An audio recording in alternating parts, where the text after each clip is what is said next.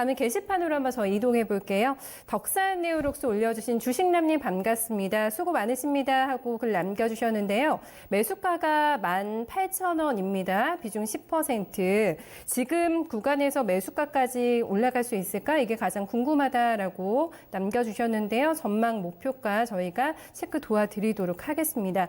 오늘 살짝 올랐어요. 장중에는 좀 많이 올랐는데 상승분 다 뺏겼고 보합권 마감이 되면서 12,400원 기록을 했습니다. 바닥에서 올라오기가 참 힘들어 보입니다. 약간 힘겨운 사투가 좀 벌어지고 있는 종목이라고 할 수가 있겠는데요. 백돌 전문가님, 네. 약간 기피하시는 쪽으로 제가 알고 있는데 좀 그래도 OLED 투자 좀 앞당겨지지 않을까 이런 또 기대 심리가 조금의 반등을 좀 이끌고 있는 것 같기도 하네요. 최근에는. 네. 일단 팩트만 놓고 본다라고 했을 때 네. 덕산 네오록스는 이제 OLED 유기 물질 쪽으로는 굉장히 좀 경쟁력이 있는 회사입니다. 특허도 굉장히 많고 네. 그런 쪽에서 인정을 받아서 삼성 디스플레이라든지 이런 쪽으로 또 납품이 잘 됐었던 부분이고, 그래서 이 회사가 나쁜 회사다라고 절대 말하지 않습니다. 다만 중요한 거는 네. 항상 이게 주식이라는 건 타이밍이잖아요. 그렇죠. 예, 제가 이제 정말 좀 오랫동안 얘기를 해왔어요.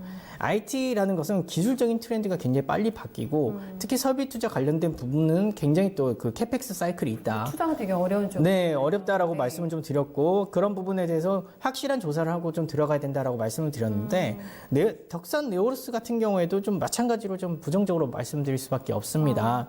사실 이제 이 회사 좋은 회사인 건 다 알아요. 다 알겠는데, 네.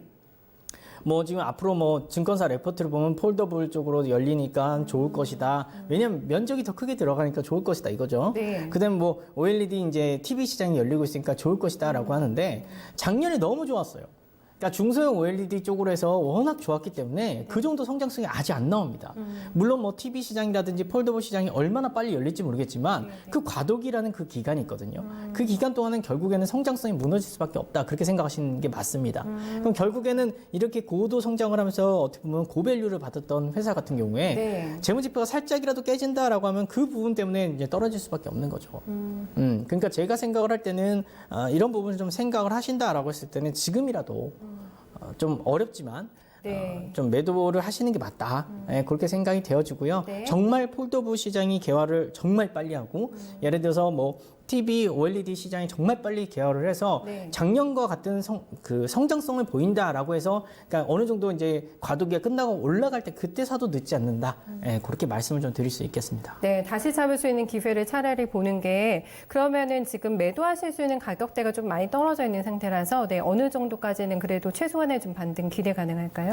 글쎄요, 지금 가격도 충분히 프리미엄을 받고 있는 가격이거든요. 아, 지금도요? 네네. 왜냐면, 매출과 이익이 꺾이고 있습니다. 가동률 자체도 꺾이고 있으니까 당연히 네네. 이익은 더 빨리 꺾이겠죠? 그러니까 제가 생각을 할 때는 이런 부분이 3분기, 4분기에도 이어질 가능성이 높다. 네. 그렇게 봤을 때는 더 떨어질 수 있거든요. 그러니까 제가 생각할 때는 지금이라도 네네. 좀 정리를 하시는 게 맞다. 예, 그렇게 생각이 되어집니다. 알겠습니다. 덕산 네오록스 가지고 계신 분들 네, 함께 좀 참고해 보시면 좋겠고요.